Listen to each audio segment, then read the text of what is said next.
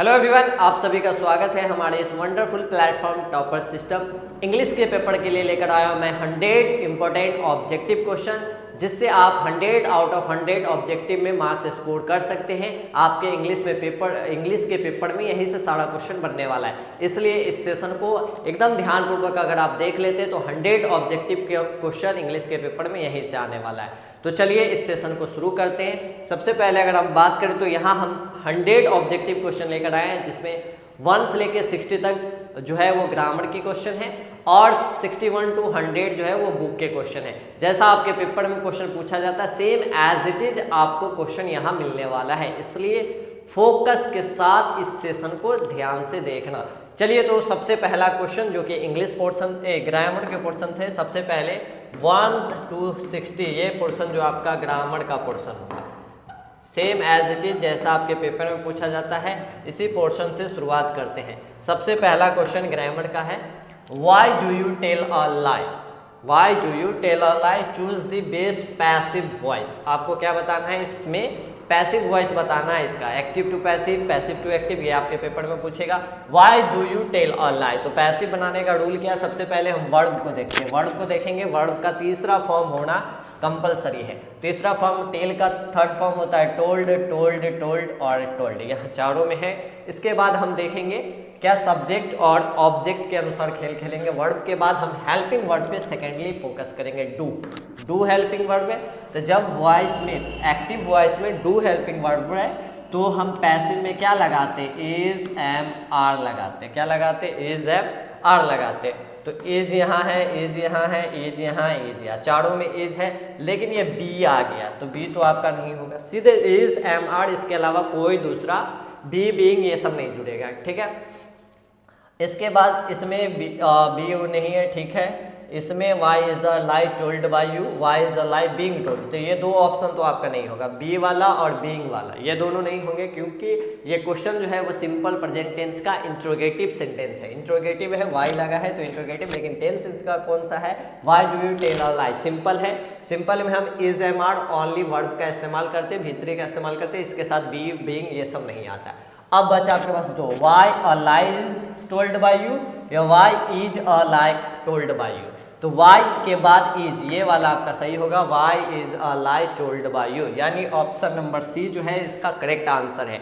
ध्यानपूर्वक आपको वॉइस के क्वेश्चन बनाने हैं, उसमें भी जो इंटरोगेटिव वाला सेंटेंस है इसको थोड़ा ध्यान से, इसमें आप फंस सकते हैं। सिंपल को तो आप आसानी से बना सकते हैं, आगे आप क्वेश्चन देखेंगे। जैसे अब अगला क्वेश्चन देखते हैं, we are taught grammar by mister Singh, ये आपका पैसिव का क्वेश्चन है, पैसिव वॉइस है, इसका एक्टिव बनाना है। सवाल है, ऐसे भी पूछ सकते हैं पैसिव देकर एक्टिव बनाने के लिए, तो पैसिव और एक्टिव, पैसिव दिया एक्टिव बनाना है तो उसके लिए कैसे बनाएंगे, we are taught grammar by mister Singh, ये आपका पैसिव वॉइस है, यहाँ आर लगा हुआ है, यानी हम समझ सकते हैं सीधे आर है, तो यानी ये सिंपल प्रेजेंट टेंस का है। किसका है, सिंपल प्रेजेंट टेंस का पैसिव बनाया है, क्योंकि इज एम आर के बाद V3 डायरेक्ट जो है वो सिंपल प्रेजेंट टेंस में होता है। अगर कंटिन्यूअस है तो उसमें हम बीइंग ऐड करते हैं, अगर वो परफेक्ट का है तो उसमें हम बीन ऐड करते हैं, ये तो आपको पता हो। तो सीधे ये सिंपल है, इसमें से आपको सिंपल वाला खोजना है। सिंपल में हम वर्ब 1 का और वर्ब 5 का इस्तेमाल करते हैं, इतना आपको पता है, V1 और V5 का। अब मिस्टर सिंह है, मिस्टर सिंह के लिए हम क्या लगाएंगे, वर्ब का 5वां रूप लगाएंगे, V5 का इस्तेमाल करेंगे।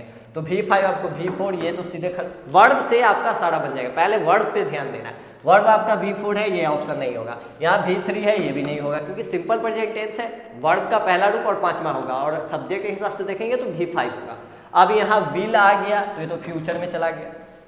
बचा आपका क्या, पहला वाला, mister Singh teaches, teaches verb का 5वां रूप, अस ग्रामर, इसी का अगर हम पैसिव बनाएंगे तो होगा वी आर, अस को हम कन्वर्ट करेंगे तो वी में we are taught grammar by mister Singh, active क्या हो जाएगा, mister Singh teaches us grammar, यानी ऑप्शन ए जो है वो सही जवाब है, ठीक है। अगला सवाल, she ran out of the room, she was screaming, ये आपका कॉम्बिनेशन का, यानी कंबाइन करना है, दोनों को कंबाइन करेंगे। अब ऑप्शन देखिए, she ran to the room screaming, यहाँ दोनों को कंबाइन करना है, मीनिंग चेंज नहीं होना चाहिए, एक मीनिंगफुल सेंटेंस बनना चाहिए। She ran to the room screaming, ये सेंटेंस नहीं बना।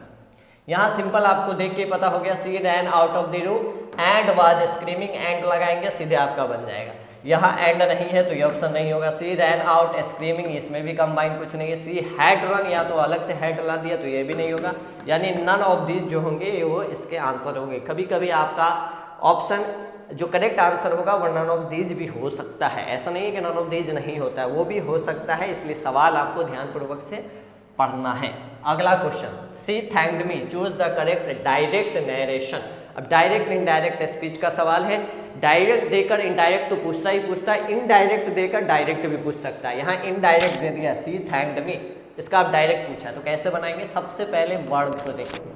यहाँ थैंक्ड मी यानी वर्ब का पास्ट फॉर्म है, V2 या V3 है। अब पास्ट है यानी वर्ब चेंज हो रहा है तो तब होगा जब सेड रहता है। जब क्या रहता है? सेड रहता है। ये आपने पढ़ा है। कब यहाँ हम टेंस को चेंज करते हैं? जब हमारा रिपोर्टिंग वर्ब जो होना चाहिए वो अगर सेड होता है तभी टेंस चेंज होता है। तो सेड होगा तभी होगा। तो सेड वाला 2 है यानी ये 2 से वाला तो खत्म। ये सेड वाला हो सकता है, ये सेड वाला हो सकता है, 2 सेड वाला ही हो सकता है। She said to him thank you, या she said to me thank you. यहाँ मी है तो वर्ब क्या होना चाहिए? ऑब्जेक्ट क्या होना चाहिए? मी होना चाहिए। मी है तो यानी she said to me thank you, ये आपका करेक्ट आंसर हो जाएगा। She said to me thank you. Elimination method से आप आसानी से बना सकते हो। ऑप्शन से खेलने आना चाहिए, ऑप्शन से आप आंसर तक पहुंच सकते हैं।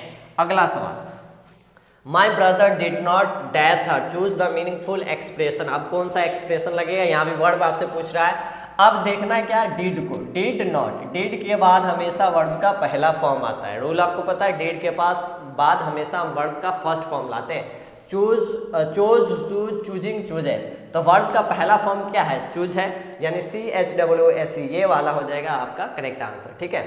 अगला सवाल, this material is different dash that, preposition का है। यह मटेरियल जो है वो दूसरों से अलग है, दूसरों से अलग है यानी हम फ्रॉम लगाएंगे। यहाँ पे कौन प्रीपोजिशन लगेगा? फ्रॉम लगेगा। ठीक। अगला सवाल, he dash if we had taken our food, choose the best option. यहाँ भी आपसे वर्ब पूछ रहा है। He dash if we had यानी हैड है, हैड और टेकन यानी V3 यानी परफेक्ट वाला आपको क्वेश्चन दिख रहा है और उसमें भी हैड है तो पास्ट परफेक्ट है। अब पास्ट परफेक्ट है, पास्ट वाला आपको वर्ड देखना है। ये V1 है, पास्ट में नहीं होता है। हैड आस्क पास्ट में नहीं होगा, विल आस्क पास्ट में नहीं होगा। पास्ट में कौन सा होगा? V2 यानी आस्क जो हो जाएगा वो इसका में होगा। ध्यान से क्वेश्चन देखकर आपको कंसंट्रेट करके ग्रामर पॉइंट को बनाना है। ग्रामर पोर्शन आप आसानी से बनाते हैं तो बुक में आप नहीं फंस सकते। ग्रामर मेनली बहुत इंपॉर्टेंट है, ग्रामर आपका मार्क्स तय करेगा। तो ग्रामर पोर्शन को आसानी से देखना और ऑप्शन से आप सारा कुछ कर सकते हैं। यहाँ आप हैड देखें, टेकन देखें यानी V3 है यानी पास्ट वाला सेंस कुछ आ रहा है। यहाँ पास्ट के फॉर्म आएंगे। अब पास्ट आप क्या है? V2 सिर्फ पास्ट है, बाकी ये सब तो पास्ट है नहीं। ठीक है, तो V2 इसका आंसर हो जाएगा।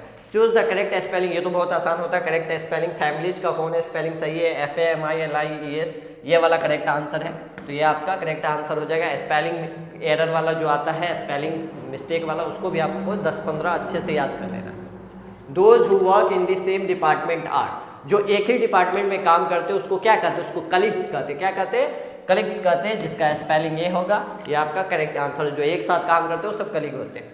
Driver dash drive over the speed limit, model का ऑक्सिलरी मॉडल वर्ब का सवाल है। Driver dash drive over the speed limit, speed limit से ऊपर ड्राइव करनी चाहिए नहीं करनी चाहिए? अब यहाँ क्या शूट करनी चाहिए बात कर रहा, नहीं। स्पीड लिमिट से ज़्यादा तो ड्राइव नहीं करनी चाहिए, तो नहीं वाला सेंस आएगा। कैन भी नहीं होगा, मस्ट भी नहीं होगा, मस्ट नॉट होगा। Driver must not drive over the speed limit, driver को स्पीड लिमिट से ऊपर ड्राइव नहीं करना चाहिए। मस्ट भी लगाएंगे, नॉट भी लगाएंगे, क्योंकि स्पीड लिमिट से आप आगे कैसे ड्राइव करेंगे। तो इसलिए क्वेश्चन ध्यानपूर्वक देखना है। ठीक है। अगला सवाल, when the sun is shining we usually dash for swimming, जब सूरज जो शाइन करते रहता है तो हम लोग क्या करते हैं? स्विमिंग के लिए जाते हैं। We go for the swimming, we go for the swimming, swimming के लिए जाते हैं। Either of the two dash acceptable, acceptable ये सब्जेक्ट वर्ब का क्वेश्चन है। सब्जेक्ट वर्ब एग्रीमेंट सिंटेक्स जो हम पढ़ते हैं। अब टू देखिए आपके पास इज, आर, हैव और हैज। यहाँ हम इज और आर में से कुछ लगा सकते हैं। हैव हैज तो आपका पहले खत्म।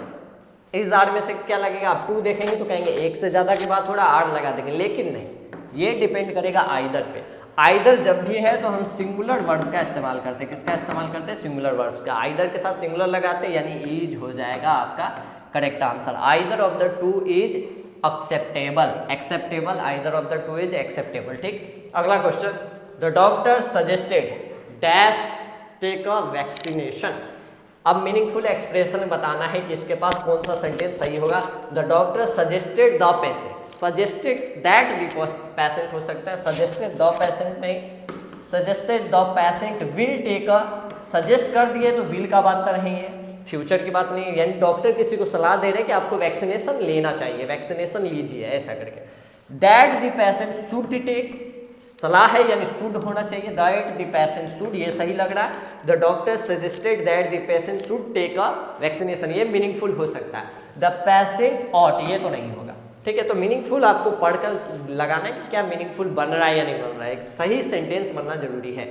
Learning dash is not easy, learning the French, for French, French और ऑफ फ्रेंच, फ्रेंच एक भाषा है, इसके आगे दौर नहीं लगा सकते। लर्निंग फॉर फ्रेंच नहीं, सीधे French, learning French is not easy, of भी नहीं होगा, यानी फ्रेंच सीखना आसान नहीं है, learning French is not easy, ठीक है। अगला सवाल, चूज द करेक्ट सेंटेंस, इस तरह का भी पूछेगा, इस 4 सेंटेंस में से कोई एक सही है वो आपको चूज करना है। She want 3x, she wants 3x, she wanting 3x, she wants 3x। अब सवाल देखिए, क्वेश्चन को देखिए, सी के साथ हमेशा वर्ब का 5वां फॉर्म आएगा। वर्ब का 5वां फॉर्म क्या होता है, जिसमें एस और ईएस लगा होना चाहिए, तो ये वांट नहीं होगा, वांटिंग नहीं होगा, ठीक। अब बचा 2 है, वांट्स और वांट्स, ये हो सकता है। इसके बाद सी वांट 3x और सी वांट 3x, 3 है तो यानी x हो जाएगा, एक से ज़्यादा अंडे का बात हो रहा है, यानी ऑप्शन डी जो होगा वो करेक्ट आंसर होगा, सी वांट्स 3x। थोड़ी सी आपको ध्यानपूर्वक पढ़नी, एक एस से आपका आंसर आगे पीछे हो सकता है, क्योंकि ये 3 है यानी प्लूरल फॉर्म में आएगा तो 3x हो जाएगा। और रिटेन स्टेटमेंट और ओथ इज एन, जो लिखा हुआ स्टेटमेंट होता है, जो शपथ होता है, उसे आप क्या कहते हैं, एम्पल कहते हैं, एफिडेविट कहते हैं, लेटर कहते हैं या नन ऑफ दीज। तो जो शपथ होता है जिसमें सारी जानकारी लिखी रहती है, एक रिटेन स्टेटमेंट होता है, उसे हम एफिडेविट के नाम से जानते हैं। किसके नाम से जानते हैं, एफिडेविट के नाम से जानते हैं। अगला सवाल, let me dash the classroom please. अब लेट मी के बाद आपके पास वर्ब भरना है, इसमें कौन सा वर्ब जो होगा वो करेक्ट होगा।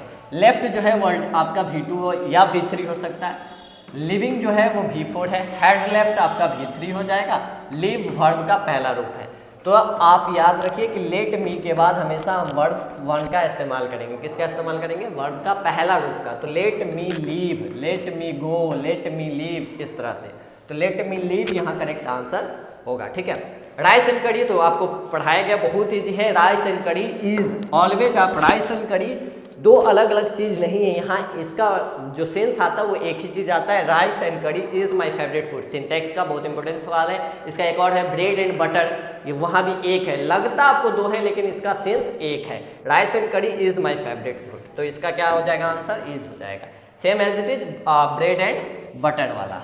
अगला सवाल, करेक्टली स्पेल्ड, इसमें से कौन सा सही है। करेक्टली स्पेल्ड भी सवाल में पूछ सकता है, इनकरेक्टली भी, यानी 4 सही 1 गलत, 3 सही 1 गलत, ऐसा भी पूछ सकता है, 3 गलत 1 सही। तो इसमें करेक्टली बताना है, यानी 3 गलत लिखा हुआ है, 1 सही लिखा हुआ है, 1 सही आपको पहचानना है। तो डिजीज लिखा हुआ है, डिजीज का सही स्पेलिंग होता है DISEAS, डिजीज बीमारी, ये आपका करेक्ट आंसर है।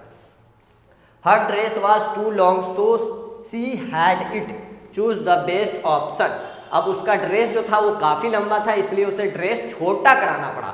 हैड है यानी वर्ब में ed आना चाहिए। शॉर्टेंड, शॉर्टेंड टू शॉर्ट या शॉर्ट, तो shortened, C had it shortened, इसको शॉर्ट कराना पड़ा, शॉर्टेंड करना पड़ा, ठीक है। अगला सवाल, सी डैश बी एबव 40, वो जो है 40 से ऊपर हो जाएगी। She will be over 40, she बहुत easy, she will be over 40, वो 40 से ऊपर की हो जाएगी। Please give me dash cake that is on the table. अब आर्टिकल, आर्टिकल an दो, अब ध्यान से देखना है, केक से आगे आपको क्या लगाना है, केक से आगे ए लगाना है, an लगाना है, द लगाना है या नो आर्टिकल। तो नो आर्टिकल तो पहले बात आर्टिकल लगेगा। अब ए, an और द में केक से आगे ए लगा सकते हैं, an नहीं लगा सकते, 2 ऑप्शन गया, ए लग सकता है, 2 लग सकता है, लेकिन यहाँ पे हम क्या लगाएंगे। अब यहाँ पे ध्यान देने वाली बात है, बच्चे क्या करेंगे, ए लगा देंगे, ए लगा देंगे, आपका गलती हो जाएगा। ए यहाँ पे नहीं लगेगा, ए नहीं लगेगा, दो लगेगा। दो कैसे लगेगा सर, केक खास होता है, बिल्कुल खास नहीं होता है, लेकिन दो का आपने रूल पढ़ा है कि दो हम उस जगह लगाते हैं जब पार्टिकुलर का बात करते हैं, विशेष का बात करते हैं। जैसे यहाँ पे किस केक की बात करी जा रही है, जो टेबल पे रखा हुआ केक है उसकी बात करी जा रही है, तो उसके लिए दो लगाना पड़ेगा। पूरी अगर हम सीधे एक केक बात करते हैं, एक केक ला के दो, तो ए लगाते हैं। लेकिन टेबल पे का एक केक ला कर दो जो मेज पर रखा हुआ है, यानी खास केक की बात करी जा रही है, पार्टिकुलर केक की बात करी जा रही है, इसलिए हम द लगाएंगे। सवाल को आपको अच्छे से पढ़ना है, ठीक है। अगला question, it may rain we will get wet. अब करेक्ट कॉम्बिनेशन है, इसको भी कंबाइन करना है। अगर बारिश हो सकती है तो हम लोग भीग सकते हैं, हम लोग भीग सकते हैं। अब if it will rain we get wet, if it will rain. अब इट के साथ भी का पांचवा रूप, इट के साथ वी का पांचवा रूप, पहला ऑप्शन खत्म। रेंड V2 पास्ट में चला गया, ये भी नहीं होगा। इफ इट रेन्स, यानी ये हो सकता है कि अगर बारिश होती है, वी विल गेट वेट, तो हम लोग भीग सकते हैं, ये हो सकती है। If it may rain we get wet, फिर यहाँ मे में बात कर रहा है, कंबाइन करना है, तो if it rains we will get wet, ये हो सकता है अगर बारिश होती है तो हम लोग भीग सकते हैं। Who is the person dash this picture, preposition है, कौन इस पिक्चर में, कौन पर्सन है, कौन आदमी है, कौन व्यक्ति है इस पिक्चर में। इस पिक्चर में मतलब बोले तो इन लगेगा, क्या लगेगा, इन लगेगा, ठीक है। अगला सवाल, yesterday I dash to buy bread, कल जो हम ब्रेड लेने गए थे, खरीदने गए थे। अब इसके लिए क्या लगाएंगे, टू गो, गोइंग, गोइंग का ऑप्शन तो जान रहे, खत्म। आई टू गो नहीं होगा, आई टू गो क्या होगा, आई गो और आई वेंट। अब इसमें ध्यान देना है, यहाँ यस्टरडे का बात हो गया, यानी पास्ट का बात हो गया, तो आई वेंट होगा, पास्ट का बात है तो आई वेंट हो जाएगा। He is a man of, he is a man of letters, man of letter, man of letter उसे कहा जाता है। एक इडियम से, एक इडियम और फ्रेजेस को भी आपको पढ़ लेना है, इडियम और फ्रेजेस भी काफी पूछा जाता है। तो एक इडियम है मैन ऑफ लेटर्स, नॉलेजेबल आदमी को बोलते हैं, जिसके पास ज्ञान होता है, खासकर लिटरेचर वगैरह में, उन्हें मैन ऑफ लेटर्स कहा जाता है। अगला, choose the correctly spelled word, इसमें से करेक्टली स्पेल्ड का बताना है आपको। एक्वेंटेंस का कौन स्पेलिंग सही है, तो एक्वेंटेंस का बी वाला जो है वो सही स्पेलिंग है, ठीक है। Choose the correct synonym of change, synonym बोलते पर्यायवाची को जिसका मीनिंग एक जैसा होता है, जैसे चेंज, चेंज का एक और मीनिंग क्या हो सकता है इसमें, चेंज का रिव्यू नहीं, रिपीट में तो बाड़ा, रिन्यू में भी नहीं होगा। ऑल्टर का मतलब होता है चेंज, ऑल्टर जो होगा इसका सिनोनिम होगा। एंटोनिम ऑफ नेचुरल, एंटोनिम बोलते हैं विपरीतार्थक, विलोम को। नेचुरल का उल्टा, नेचुरल का उल्टा क्या होगा, नेचुरल बोले तो प्राकृतिक, आर्टिफिशियल बोले तो मानव, जो मानव के द्वारा निर्मित होता है उसे आर्टिफिशियल कहते हैं। तो ये हो जाएगा इसका correct answer. Dash I could sing, I would have संग। अब यहाँ पे आपको करेक्ट ऑप्शन बताना है कि अगर मैं गा सकता था तो मैं गाता या गा चुका होता है, ऐसा कुछ बोल रहा है। तो यहाँ बिकॉज आई कुड नहीं, बिकॉज से तो कुछ स्टार्ट ही नहीं होता है। यहाँ आप लगाएंगे इफ आई कुड, अगर मैं गा सकता था तो, या गा सकता तो, टिल और अंटिल ये सब नहीं लगेगा, टिल अंटिल नहीं, सीधे if I could sing I would have संग, अगर मैं गा सकता तो गा लिया होता है, इस तरह से। Dash he went for a walk, यानी वो वॉक पे गए हैं, इसमें आप क्या लगेंगे, along with, as usual, all in all, after all. तो वॉक पर जाते ही अक्सर की बात होती है, आप जो सामान्य तौर पे करते हैं, जनरली करते रहते हैं, एज यूजुअल होगा उसके लिए कि अक्सर जो है हम लोग वॉक पर जाते हैं, अक्सर वो वॉक पर गए, टहलने के लिए गए थे। As usual he went for walk, as usual का इस्तेमाल हम करते हैं जो अक्सर किया जाता है, ठीक है। Dash is bad for health, smoked, to smoking या स्मोकिंग, तो आप भी जानते हैं धूम्रपान करना सेहत के लिए हानिकारक है, धूम्रपान यानी smoking, smoking is bad for health. One who dies for a noble cause as is a, जो नोबल कॉज के लिए मरते हैं यानी शहीद होते हैं, जो एक अच्छे कारण से, यानी देश के लिए नोबल कॉज से अगर उनकी डेथ हो जाती है तो उन्हें हम क्या कहते हैं, शहीद कहते हैं, उसे हम मार्टर कहते हैं, क्या कहते हैं, मार्टर कहते हैं, ठीक है, शहीद कहते हैं। His honesty and faithfulness dash unquestionable, अब उसकी ईमानदारी और उसकी वफादारी जो है वो उस पर क्वेश्चन नहीं किया जा सकता, अनक्वेश्चनेबल है यानी प्रश्न नहीं किया जा सकता। अब उसके लिए आपको इज लगाएंगे, हैज हैव तो पहले खत्म, क्योंकि हिज ऑनेस्टी एंड फेथफुलनेस या तो इज लगेगा या तो आर लगेगा, सब्जेक्ट वर्ब का है। अब ऑनेस्टी और फेथफुलनेस दो अलग अलग बात है, ईमानदारी और वफादारी, यानी दो बात हो रही है। आर अनक्वेश्चनेबल, यानी आर जो हो जाएगा वो इसका करेक्ट आंसर होगा।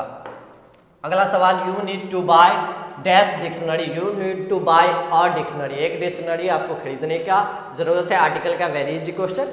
Is there dash money in your pocket, is there a money है, अब इसमें आपसे करेक्ट ऑप्शन पूछा, much money, more money, many money या एनी मनी। तो इज देयर, आपके पॉकेट में कोई पैसा है, कोई धन है, तो एनी मनी होता है। क्या होता है? Any money. Is there any money in your pocket? Choose the odd one. Very easy. इस तरह के सवाल को तो आपको छोड़ना ही नहीं है। ऑड वन वाले को आपको बनाना ही बनाना है। ऑड वन क्या होता है? तीन एक जैसा एक अलग, वो ऑड आपको निकालना है। फॉक्स, लियोपार्ड, लायन और पीजन। अब फॉक्स क्या है? जानवर है। लियोपार्ड जानवर है, लायन जानवर है, और पीजन जो है वो चिड़िया का नाम है, बर्ड का। तो यानी ये ऑड है। तीन जानवर है एनिमल, एक बर्ड है, तो ये ऑड हो गया। ठीक है। When I finished my work I asked dash teacher to check it. I ask, I teacher, I ask किसके? अपने टीचर से, हर टीचर नहीं, देयर टीचर नहीं। आई आस्क माई टीचर, मेरे टीचर से, अपने टीचर से पूछे। Catching the earlier train will give us the dash to do some work. अब हम पहले अगर ट्रेन पकड़ सकते तो वो हमें क्या मौका देते? कुछ ज़्यादा काम करने का मौका देते, कुछ ज़्यादा काम करने का मौका देते। अब इसमें लक यानी भाग्य तो होगा नहीं। अगर हम पहले ट्रेन पकड़ लेते तो हमें काम करने का मौका ज़्यादा मिलता है, भाग्य ज़्यादा नहीं मिलता है, अवसर ज़्यादा नहीं मिलता है। पॉसिबिलिटी, संभावना को बोलते हैं चांस, बोलते हैं चांस। अगर हम जल्दी ट्रेन पकड़ लेंगे तो हमें काम करने का मौका जो है, चांस जो है वो ज़्यादा मिलेगा। Reshma about what she wanted. Question tag, चलिए क्वेश्चन टैग का भी सवाल आ गया है, क्वेश्चन टैग भी आपको पढ़ाया गया है। क्वेश्चन टैग के लिए आप क्या देखते हैं? सबसे पहले हेल्पिंग वर्ब को देखते हैं। यहाँ आपका कोई हेल्पिंग वर्ब नहीं है, लेकिन वर्ब का V2 इसका मेन वर्ब है। जब हेल्पिंग वर्ब ना हो तो यानी उसमें हम निगेटिव में क्या लगाते हैं? ये अफर्मेटिव है, इसका क्या बनेगा? Question tag negative. अफर्मेटिव का क्वेश्चन टैग निगेटिव बनेगा। ये निगेटिव नहीं है तो ऑप्शन खत्म। तीन निगेटिव है तो निगेटिव वाला बनेगा। नॉट नहीं लगा तो नॉट का बनाएंगे। ठीक है। अब निगेटिव बनाना है तो निगेटिव में हम क्या इस्तेमाल करते हैं? डू, डज और डिड। ये तीन हेल्पिंग वर्ब का इस्तेमाल होता है। कब कब? अब डू डज हम इस्तेमाल करते हैं सिंपल प्रेजेंट टेंस में, और डिड इस्तेमाल करते हैं सिंपल पास्ट में, पास्ट में। अब यहाँ सवाल देखिए, बाउट है V2 यानी पास्ट का है, सेंस है पास्ट का है, यानी डू डज तो आपका लगेगा नहीं, तो डू डज वाला पहले काट दीजिए, डू वाला नहीं, डिड वाला होगा। डिड का है डिड नॉट सी, क्या हो जाएगा? Did not see, did not see, ये इसका क्वेश्चन टैग हो जाएगा। ठीक है। ऐसे आप आसानी से क्वेश्चन टैग बना सकते हैं। चूज द करेक्ट सेंटेंस, इसमें से भी करेक्ट सेंटेंस आपको बताना है। विच केम फर्स्ट, द चिकन और एग। ये तो बहुत पॉपुलर क्वेश्चन है, कौन पहले आया, मुर्गी या अंडा? यही आपको करेक्ट सेंटेंस बताना है। तो यहाँ हम एक मुर्गी और एक अंडा का बात नहीं कर रहे, तो ये भी नहीं होगा। यहाँ हम द चिकन और द एग, या फिर विच केम फर्स्ट एंड चिकन, ये तो एंड चिकन तो होगा ही नहीं, आर्टिकल ही गलती है। अब आपके पास दो है, विच केम फर्स्ट चिकन और egg, which came first the chicken और एग। अब यहीं पे द का रूल, यानी हम खास मुर्गे के और अंडे की बात कर रहे हैं, पार्टिकुलर, तो यानी द लगा देंगे। विच केम फर्स्ट द चिकन और द एग, द लगा कर होगा और ये सही जवाब होगा। ठीक है। She has learned her lesson. Choose the correct passive voice. अब इसका पैसिव वॉइस बनाना है और ये सिंपल सेंटेंस में है, यानी बोले तो अफर्मेटिव सेंटेंस में। अब इसका कैसे बनाएंगे? हैज है V3 है, हैज है V3 है। सबसे पहले हम V3 खोजेंगे। V3 यहाँ भी है और V3 यहाँ भी है। यहाँ V3 नहीं है, यहाँ V3 नहीं है, लर्न का V3 नहीं है, तो ये ऑप्शन तो आपका पहले खत्म हो गया। यहाँ V3। अब वर्ब देख लिए। अब वर्ब के बाद हेल्पिंग वर्ब। अब हैज है, हैज यानी पैसिव में हैज के साथ हम बीन लगाते हैं। हैज के साथ क्या लगाते हैं? बीन। बीन नहीं है, ये ऑप्शन खत्म। ये बीन है, ये हो सकता है, ये हैव बीन है। अब हैव और हैज बीन के लिए हमें फिर सब्जेक्ट पे जाना पड़ेगा। सब्जेक्ट कहाँ है? ये आपका बनेगा लेसन्स। लेसन से हम बनाएंगे पैसिव। लेसन्स यानी एक से ज़्यादा का बात कर रहा है, एक से ज़्यादा का बात कर रहा है, तो हैज नहीं लगेगा, हैव लगेगा। तो ये आपका करेक्ट आंसर होगा। छोटी छोटी बात पे ध्यान देना। सबसे पहले वर्ड पे जाएंगे। V3 आपका एक में नहीं है, तो ये खत्म। अब V3 के बाद हेल्पिंग वर्ब हैज के साथ बीन लगाते हैं, तो सब में बीन लगा होना चाहिए, बीन। ठीक है। अब यहाँ हैज है और यहाँ हैव है, तो क्या होगा? तो इसके लिए हमें ऑब्जेक्ट पे जाना पड़ेगा। जो सब्जेक्ट हमारा बनता है, सब्जेक्ट ये बनेगा, और इस लेसन्स के साथ हम हैज नहीं लगा सकते, हैव लगाएंगे, क्योंकि एक से ज़्यादा का बात हो रहा है, तो हैव बीन हो जाएगा। ठीक है। इस तरह से आप बना सकते हैं। अगला सवाल, he told me are you hungry. ये इनडायरेक्ट स्पीच का है। He told me are you angry, यहाँ जो है वो आपका इंटरोगेटिव सेंटेंस है। पहले इसको देखते हैं। ही टोल्ड मी, टोल्ड मी यानी पास्ट है, यानी पास्ट है यानी चेंज होगा। तो टोल्ड है तो यानी वाज आस्किंग तो नहीं होगा, सेड भी नहीं हो सकता, ही सेड टू मी नहीं होगा, ही क्वेश्चनड भी नहीं होगा। टोल्ड को हम याद रखना कि हम जब इंटरोगेटिव सेंटेंस का बात करते हैं तो उसमें जो टोल्ड वाला है यानी जो रिपोर्टिंग वर्ब है, जो क्या होता है? Reporting verb. तो रिपोर्टिंग वर्ब को हम चेंज करते हैं आस्क में। किस में चेंज करते हैं? आस्क में। इंटेरोगेटिव सेंटेंस है, अगर क्वेश्चन वाला सेंटेंस है तो उसका रिपोर्टिंग वर्ब आस्क होता है। क्या होगा? Ask. He ask me if I was hungry, ये इसका करेक्ट आंसर हो जाएगा। सिर्फ आस्क से आपको आंसर मिल जाएगा। अगला है the aeroplane flies faster than bird, इसका निगेटिव बनाना है। इसका क्या बनाना है? निगेटिव सेंटेंस बनाना है। एरोप्लेन जो है वो बर्ड से तेज चलती है, ठीक है, फास्ट चलती है, तो इसका निगेटिव बनाने के लिए फास्ट नहीं चलती है, नॉट लगाएंगे। और ये आपका सिंपल है, सिंपल टेंस में हम क्या लगाते हैं? डू और डज लगाते हैं। एरोप्लेन एक का बात किया जा रहा है यानी डज लगा देंगे। डज वाला ये नहीं है, डज वाला ये नहीं है, डज वाला ये है, तो ये आपका correct answer. The aeroplane does not fly faster than this. बस इस तरह से आप निगेटिव बना सकते हैं। अगला क्वेश्चन है he told the boy not to sit there, इसका डायरेक्ट नरेशन, डायरेक्ट स्पीच बनाना है। He told the boy not to sit here. अब यहाँ जो है नॉट है यानी निगेटिव वाला है। निगेटिव को अगर आप उसका डायरेक्ट बनाएंगे तो निगेटिव में नॉट अकेले तो आ नहीं सकता, उसके साथ हेल्पिंग वर्ब होना चाहिए, डू डज या डिड होना चाहिए। अब इसके लिए पास्ट में देखो, पास्ट है तो डिड होना चाहिए। क्या होना चाहिए? डिड। ये डज तो होगा नहीं, डिड हो सकता है, डू नहीं हो सकता। अब डिड का दो है, डिड नॉट, ठीक है। Sit there, sit here. अब यहाँ देयर का बात हो रहा है तो हेयर तो नहीं आएगा, ये आपका sit there he said to the boy, ठीक है, ये आपका करेक्ट आंसर हो जाएगा। ऑप्शन नंबर बी जो है वो सही जवाब। अगला सवाल, etch child dash an ice cream. अब इच चाइल्ड, इच के साथ भी हम सिंगुलर वर्ब का इस्तेमाल करते हैं, तो इच चाइल्ड के पास एक आइसक्रीम है। हैज, हैव, सच और आर, तो हैज एन आइसक्रीम क्या हो जाएगा? हैज, ठीक है। द जज declare the person guilty, the person guilty of the all charges, choose the correct antonym. अब जैसे ये अंडरलाइन किया हुआ वर्ड है जिसमें लिखा हुआ है गिल्टी, क्या लिखा हुआ है? गिल्टी। आपको पूरा क्वेश्चन पढ़ने की समझने की जरूरत नहीं, आपका आंसर इसी से पूछा गया। गिल्टी का आपको एंटोनियम पूछा है, यानी गिल्टी का विपरीतार्थक विलोम शब्द पूछा है। गिल्टी मतलब होता है दोषी और इसका विपरीतार्थक क्या होगा? निर्दोष, और निर्दोष को इंग्लिश में बोलते हैं इनोसेंट। क्या बोलते हैं? इनोसेंट। अगला सवाल, give one word substitution for a man whose wife is dead. ये वन वर्ड सब्स्टिट्यूशन भी पूछेगा, यानी अनेकार्थी अनेकों शब्दों के लिए एक शब्द जो होता है वो पूछेगा। यानी एक आदमी जिसकी वाइफ डेड कर चुकी है, यानी एक मैन जिसकी वाइफ मर चुकी है, उसे हम क्या कहते हैं? विडो कहते हैं, विडोअर कहते हैं, सिंगल कहते हैं या सेपरेटेड, ये दोनों तो आपका पहले खत्म। इसको विडोअर कहते हैं। एक आदमी जिसकी वाइफ मर चुकी है उसको विडोअर कहते हैं, और एक महिला जिसका पति मर चुका हो उसे विडो कहते हैं, विधवा कहते हैं। तो विडो होगा महिला के लिए और विडोअर होगा पुरुष के लिए जिसकी महिला यानी वाइफ डेथ कर चुकी है, ठीक है। Choose the correct synonym of perfume. Perfume का सिनोनिम क्या है? तो परफ्यूम को सेंट के नाम से बहुत पॉपुलर, सेंट हो जाएगा, ठीक है। अगला सवाल, we believe in immorality of the, we believe in immorality of the soul union, soul या वेब, तो ये सोल होगा, आत्मा की बात कर रही है, यानी आत्मा सोल, तो ये सोल का मतलब आत्मा होता है।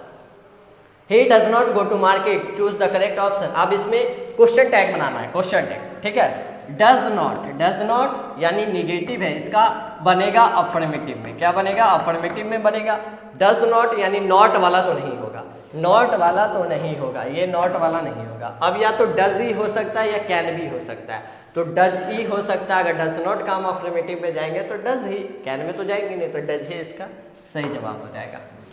Dash beware of false friend, again and again, above all day long, all over, इस तरह से भी पूछा जाएगा। यानी फॉल्स फ्रेंड यानी बुरे दोस्तों से यानी फेक दोस्तों से आपको बच के रहना है, तो इसके लिए हम क्या कहेंगे? Above all beware of false friend, यानी सब के बीच आपको बुरे दोस्तों से बच के रहना, फेक दोस्तों से। रेखा हैज हर्ट, रेखा जो है वो चोटिल कर ली या चोट पहुंचाई किसको? खुद को। यहाँ आपसे वो भी पूछेगा। हैज रेखा के लिए क्या लगाएंगे? इटसेल्फ नहीं लगाएंगे, रेखा के लिए इटसेल्फ थोड़ी लगाएंगे, देमसेल्फ यानी दे के लिए लगेगा। जिस दे सब्जेक्ट है तो देमसेल्फ, इट सब्जेक्ट है तो इटसेल्फ, और रेखा है यानी अगर फीमेल की बात करी जा रही है तो हरसेल्फ, और मेल की बात करेंगे तो हिमसेल्फ। यानी अगर यहाँ रेखा की जगह मेल रहता, ही रहता तो हिमसेल्फ लगता, सी है तो हरसेल्फ लगेगा, तो क्या हो जाएगा? हरसेल्फ। इस तरह क्वेश्चन को भी आपको छोड़ना नहीं है। चूज द इनकरेक्ट सेंटेंस, इसमें से कौन गलत से है उसको आपको चुनना है। I don't care of this, he got off the train, ये हो सकता है। The workers are on strike, the tree was covered with flowers. इसमें जो नहीं हो सकता ये I don't care of this. I don't care of नहीं होता, केयर अबाउट होता है, केयर ऑफ कुछ नहीं होता। मैं इसका देखभाल या इससे मुझे कोई मतलब नहीं है, तो केयर अबाउट होना चाहिए, तो ये करेक्ट इनकरेक्ट है, यानी ये गलत सेंटेंस है, तो ये आपका आंसर हो जाएगा। Shimla is much dash Chandigarh, Shimla जो है वो चंडीगढ़ से बहुत ज़्यादा दूर है, आप कह सको तो तो फादर, फैदर, आइदर, आइदर कुछ नहीं होता है, फैदर कुछ नहीं, ये सब में फार्थर या फर्दर, तो यहाँ पे फर्दर हो जाएगा। और Shimla is further, much further than Chandigarh, क्या लगाएंगे, फर्दर लगाएंगे। Akbar was the dash noblest king, article है, सिंपल आपको नोबलेस्ट देख लीजिए यानी सुपरलेटिव डिग्री है, और सुपरलेटिव डिग्री से आगे हम क्या लगाते हैं, द लगाते हैं। जब भी EST वाला देखें तो द लगेगा, ठीक है। डैश द ग्रास, अब इसमें भी ऑप्शन आपसे पूछा है, ये फ्रेजल है, फ्रेजल वर्ब है, फ्रेजल वर्ब के भी क्वेश्चन आपसे पूछेंगे जिसका आपको मीनिंग आना चाहिए, एक दो क्वेश्चन फ्रेजल वर्ब से आएगा। डैश द ग्रास, अब यहाँ कीप ऑफ है, कीप ऑन है, कीप अप है, कीप अवे है, यानी ग्रास को यानी घास को दूर रखो, तो उसके लिए हम फ्रेजल वर्ब यूज करेंगे, keep away the grass, keep away the grass, ठीक है। Ramesh has been absent dash Friday, यहाँ तो आपसे बहुत आसान है, सिंस और फ्रॉम का खेल है, सिंस और फ्रॉम आप जानते हैं, फॉर और बाय नहीं होगा। सिंस और फ्रॉम का एक ही लॉजिक है कि हम जब नाम दिया रहे, जब पता हो आपको, पीरियड ऑफ टाइम मालूम हो कि यही है, तब हम सिंस लगाते, जब मालूम नहीं हो तो फ्रॉम लगाते। जैसे अगर दिन का नाम दे दिया है फ्राइडे, तो यहाँ लगेगा सिंस फ्राइडे। अगर यहाँ कहता है 6 दिनों से, 7 दिनों से, 12 दिनों से, दिन का नाम एग्जैक्ट नहीं पता है तो फ्रॉम लगाते, यही सिंपल रूल है। सालों का नाम अगर दिया हुआ है, साल सबका नाम दिया है तो हम सिंस लगाएंगे, 2006, 2008, नाम अगर पता है तो हम सिंस लगाएंगे, और मालूम नहीं 4 साल से, 10 साल से, 4 घंटों से तो फ्रॉम लगाएंगे। Find out the dash thing, find out the dash thing, यानी ऐसे चीज़ों को पता करिए, डिस्कार्ड चीज नहीं, डिस्कार्ड नहीं, डिस्कार्डेड, खराब चीज, डिस्कार्डेड जो ऑलरेडी बेकार है, बेकार चीज़ों को पता करिए, डिस्कार्डेड चीज़ों को पता करिए। ये आपका 59 last question of the grammar section, 60वां क्वेश्चन ग्रामर से, choose the correct meaning of to read between line. अब इसका मीनिंग आपको पता करना, टू रीड बिटवीन लाइन का मतलब क्या होता है, to understand the hidden meaning, to learn quickly, to laugh at, to have good side, यानी बीच के लाइनों को पढ़ना है। इसका सेंस जो है, इडियम एंड फ्रेजेस का सवाल है, इसका मतलब है कि जो हिडन मीनिंग है यानी जो छुपा हुआ बात है उसको भी पढ़ना, उसको भी समझना, उसी को कहते हैं लाइन के बीचों का पढ़ना है, ठीक है। तो ये आपके 60 ग्रामर के क्वेश्चन हो गए, यहाँ से आप कंसेप्ट भी सीख लिए और ऑब्जेक्टिव क्वेश्चन भी सीख लिए। इसी सब क्वेश्चन जो आपके पेपर में आएगा, और कंसेप्ट बहुत जरूरी है, किस तरह से हमें एलिमिनेशन मेथड का इस्तेमाल करना है, वॉइस कैसे बनाना है, नरेशन कैसे बनाना है, क्वेश्चन टैग कैसे बनाना है, और वर्ब का केस कैसे हम सॉल्व करेंगे। इसके लिए आपका सेशन बहुत इंपॉर्टेंट है, अपने दोस्तों को शेयर जरूर करें। अब बढ़ते हैं बुक की तरफ, बुक वाले सेक्शन से 40 क्वेश्चन। पहला क्वेश्चन है, Nanu Kaka manage to travel in second class on a ticket, second class में वो चढ़े थे लेकिन उनके पास टिकट कौन सा था, थर्ड क्लास का टिकट था, ठीक है। Who became the president of India in 1967, 1967 में भारत के राष्ट्रपति कौन बने थे, डॉक्टर जाकिर हुसैन, कौन बने थे, डॉक्टर जाकिर हुसैन। 2 साल सर्व करे, 1967 टू 1969, ठीक है। T S. Eliot is a 20th century poet, T S. Eliot कौन है, 20वीं शताब्दी के पोएट है। A snake appeared on a trough of the dash to sip water, अब स्नेक जो आया था किसके तरफ पे आया था, तो वो पोएट के तरफ पे आया था, और वो पोएट कौन थे, लॉरेंस साहब, D.H. लॉरेंस, ठीक है। अगला सवाल, Macavity is said with mysterious because, Macavity को क्या कहा जाता है, मिस्टीरियस कहा जाता है, रहस्यमय बिल्ली है, मैकेविटी द मिस्ट्री कैट, ऐसा कारण क्या है। The Scotland Yard is baffled by him, he has a hidden power, no one understand his way, he has hidden power, तो उसके पास कोई हिडन पावर नहीं था, ऐसा नहीं कि उसका तरीका नहीं समझ रहा था, या उसके पास हिडन पॉ था, ये भी नहीं था, हिडन पॉ उसको कहा गया है, लेकिन इसका जो आंसर होगा वो होगा the Scotland is baffled by him, यानी वो बहुत क्राइम व्राइम करा, और स्कॉटलैंड जो इंग्लैंड का जगह है वहाँ भी वो बैफल्ड करा, वहाँ भी क्राइम वगैरह करता था और भाग जाता था, इस वजह से उसको मिस्टीरियस कहा गया। When the crime happened Macavity is not there, ये आपने पढ़ा, मैकेविटी नहीं रहता। और the most important line, the past is not dead and static, it is alive and dynamic, सपनों में भी याद होना चाहिए, alive and dynamic, this line is from doctor Zakir Hussain, Bharat is my home. अगला सवाल, the soldier is and, soldier क्या है, एक सोनेट है, सोनेट किसको कहते हैं, जो 14 लाइन का राइमिंग सेंस होता है, 14 लाइन का होता है, जो राइम करता है उसको हम सोनेट कहते हैं। जो आपके किताब में कौन सा है, सोल्जर है, सोल्जर क्या एक सोनेट है जिसे रूपर्ट ब्रूक साहब ने लिखा है। Autumn is a season of fruitfulness, autumn को कैसा कहा जाता है, पतझड़ को कैसा सीजन कहा जाता है, फ्रूटफुलनेस का सीजन कहा जाता है। Martin Luther King Junior wanted the negroes to continue working with, negro को वो क्या चाहते थे कि वो काम करे, कैसे काम करे, हेट्रेड के साथ यानी नफरत के साथ, या ईर्ष्या के साथ, जेलसी के साथ, बुराई या वफादारी के साथ, फेथ के साथ, या लव के साथ, तो प्रेम के साथ काम करने का वो चाहते थे कि प्रेम के साथ करें। और ये भी एक इंपॉर्टेंट लाइन है, when I crumble who will remember. Class में आपको बताया गया ये लाइन बहुत जरूरी है, ये याद होना चाहिए। When I crumble who will remember, जब मैं मर जाऊंगा तो कौन इसका देखभाल, कौन इसको याद करेगा। ये लाइन किसका, एपिटाफ का, जब वो कब्र पे जाता है और बात करता है, यानी एन एपिटाफ का लाइन है, ठीक है। अगला सवाल, I pledge my loyalty to my country. सवाल पढ़ते ही आपको आंसर मिल जाएगा।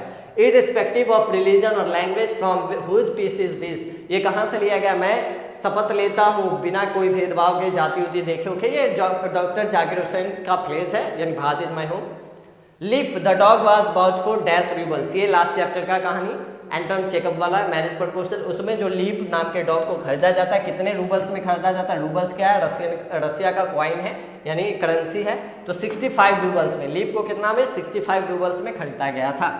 अगला है, इनफायर्ड इन दारूवाला टॉक्स अबाउट। दारूवाला किस बारे में बात करते हैं, बर्निंग क्लॉथ के, बर्निंग हाउस के, बर्निंग फॉरेस्ट के या बर्निंग हार्ट के। तो बर्निंग हार्ट के बारे में के दारूवाला साहब बात करते हैं। Dash was 12 year old and still at primary school. 12 साल का था लेकिन अभी भी प्राइमरी स्कूल में। वो कौन था, सिबे था। कौन था, सिबे था, ठीक है। अगला सवाल, Donne compare his journey of life to that of. John Donne जो है अपने जीवन कंपेयर करते लाइफ को किससे, सूर्य से, सन से। किससे कंपेयर करते, सन से। The watches the last Ojing hours bye her, it is from. ये लाइन कहाँ से है, जहां आपको बहुत सारे ओल्ड इंग्लिश के वर्ड देखते हैं। ये लाइन आपको कहाँ से दिया गया है, ऑट टू ऑटम का। कहाँ का लाइन है, ऑट टू ऑटम का, ठीक है। एट फर्स्ट बेंजी केप्ट, पहली बार बेंजी कितने हेन्स को रखते हैं, 10 और अ डजन। कितने, 10 या 12, 1 dozen. Bertrand Russell belong to Britain. Bertrand Russell कहाँ के थे, बर्ट्रैंड रसल जो है वो इंग्लैंड के, ब्रिटेन के राइटर थे। Who is the speaker in the poem snake. Snake में स्पीकर कौन है, यानी पोएट कौन है। स्पीकर वही है जो पोएट है। पोएट कौन है, लॉरेंस साहब, D.H. Lawrence. I have a dream is a part of. I have a dream क्या है, इसका टाइप पूछ रहा है। आई हैव अ ड्रीम एक स्पीच है, क्या है, एक स्पीच है, जिसे किसने दिया है, मार्टिन लूथर किंग जूनियर साहब। अगला, there is a house now far away where once I receive love. एक ऐसा घर हुआ करता था जो अब बहुत दूर है, जहां मुझे प्यार मिलता था। ये लाइन कहाँ का, ग्रैंड मदर हाउस का। My grand mother house, Kamala Das, ठीक है। Keats, John Keats was romantic poet. John Keats कैसे पोएट थे, रोमांटिक पोएट थे। अगला सवाल है, Bertrand Russell was a philosopher and a mathematician. Philosopher भी थे और मैथमेटिशियन भी थे। Kamala Das is an Indian poetess, कहाँ के, इंडियन पोइटेस है। Fire hymn is composed by K N. Daruwalla. Fire hymn को किसने लिखा, K N. Daruwalla. But writer name आपको बताया गया कि आप राइटर नेम, पोएट नेम ये जरूर याद करें। ये तो सब्जेक्टिव में आता है, ये मैच के फॉर्म में, ऑब्जेक्टिव में भी क्वेश्चन पूछे जाते हैं, तो बहुत इंपॉर्टेंट है ये। Bertrand Russell was awarded Nobel prize in literature in the year. इन्हें नोबेल प्राइज मिला था, वो साल कौन सा था, 1950। कौन सा था, 1950। Walter de la Mare was born in the year. Walter de la Mare का जन्म कब हुआ था, 1873, 1873 में। रूपर्ट ब्रूक प्रेजेस किसकी बड़ाई करते हुए अपने पोएम में, तो वो देशभक्त थे और इंग्लैंड की बड़ाई करते हैं। इंग्लैंड की तरफ से वॉर लड़ने जाते, इंग्लैंड की बड़ाई करते हैं, ठीक है। And the active hands must dash only on the separate need. Active hands क्या हो जाएंगे, फ्रीज हो जाएंगे, must be freeze, must freeze on the lonely on the separate need, तो फ्रीज हो जाएगा। Doctor Zakir Hussain is the author of peace. Doctor Zakir Hussain ने क्या लिखा है, Bharat is my home. A marriage proposal is a, marriage proposal क्या है, कॉमेडी है। एंटन चेकअप वाला एक कॉमेडी है। Who wrote the peace, why I am not a Christian, ये किसके द्वारा लिखा गया, तो ये बर्ट्रैंड रसल का लिखा गया। बहुत बार पूछा जाता है why I am not a Christian, Bertrand Russell साहब ने लिखा है। Benji understood about the business of. Benji किसकी बिजनेस को समझ गए थे, तो मुर्गी के बिजनेस को, हेन्स को, ठीक है। Dash is called the father of modern novel. यहाँ पे स्टोरी ऑफ इंग्लिश का क्वेश्चन है। मॉडर्न नॉवल के फादर किसको कहा जाता है, तो रिचर्डसन को कहा जाता है। किसको कहा जाता है, रिचर्डसन को, ठीक है। अगला सवाल, English language is dash than Sanskrit. English language जो है वो संस्कृत से ज़्यादा नया है, तो क्या है, ओल्डर है, एंशिएंट है, यंगर है या क्लासिकल है, तो यंगर है, ठीक है। Savitri is written by. Savitri को किसने लिखा है, औरोबिंदु घोष ने लिखा है। किसने लिखा, औरोबिंदु घोष ने, ठीक है। द ग्रेट वॉवेल शिफ्ट, ये इंपॉर्टेंट क्वेश्चन है, बहुत बार पूछा जाता है। The great vowel shift to place during, किस समय ये ग्रेट वॉवेल शिफ्ट हुआ था, तो मिडिल इंग्लिश का टाइम था। वो कौन सा था, मिडिल इंग्लिश। और इसका पीरियड भी आपको याद रखना है। इसका पीरियड आप कमेंट कर देंगे, मिडिल इंग्लिश, ओल्ड इंग्लिश और मॉडर्न इंग्लिश का पीरियड क्या है, वो भी आपके पेपर में पूछा जाता है। About dash Christianity begin to spread in England. England में क्रिश्चियनिटी कब से फैलना शुरू हुआ, तो 600 AD से। कब, AD 600 से क्रिश्चियनिटी इंग्लैंड में फैलना शुरू हुआ। Which language is the second language of India. India का सेकंड लैंग्वेज कौन है, इंग्लिश है, ठीक है। Last question, the name Augustan was given dash to century. Augustan किस सेंचुरी के लोग को कहा जाता था? 18th सेंचुरी के। किसको? 18th सेंचुरी को। यहाँ जाके आपका 100 ऑब्जेक्टिव क्वेश्चन खत्म हो गया। इसी 100 क्वेश्चन में से आपके पेपर में क्वेश्चन पूछा जाएगा।